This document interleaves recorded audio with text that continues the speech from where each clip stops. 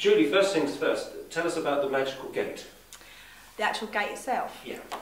It is a portal that is very magical, that goes into another dimension, a world that Amy, who is the main character in the book, has never seen. And it is an archway, but a gate itself that is very twinkly and very sparkly, but very beautiful. And it appears at sunset, and it also appears in the morning as well. So what inspired you to write the book? Inspired me? I think it has to be a number of people, really, and one of them's my dad.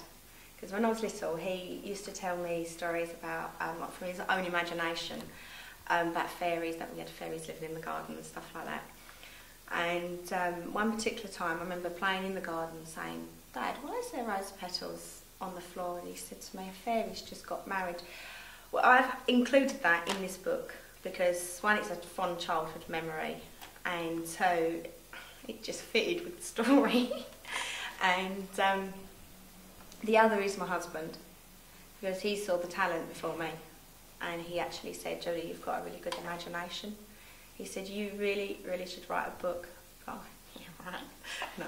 To me, authors were someone that you looked up to, someone that you, someone that's got something, you know, and I never ever saw myself. I was just a housewife, you know, and raising my children.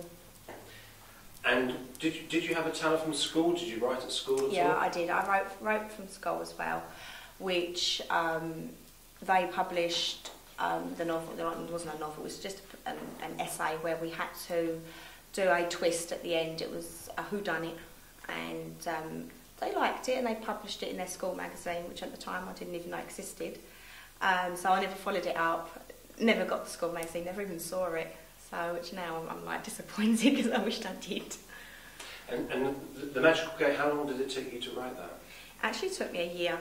It took me a year to write it, and then obviously once I found a publisher, I submitted it to them, and which was Foolproof Publishing USA, and it just came back with a contract. Did that surprise you? It did surprise me. I'm like, whoa, I got a contract. But yeah, I was really pleased. So it was like a really fabulous day.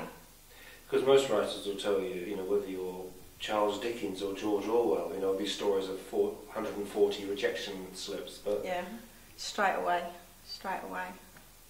So people who have read the book, what have they said? What have there been their recommendations? Loved it. They have loved it, really. I mean, there's a lady in America, and she's got a little girl, and bless her little heart, she's loves the book. She thanked me. She said, "Jolie, thank you for your work.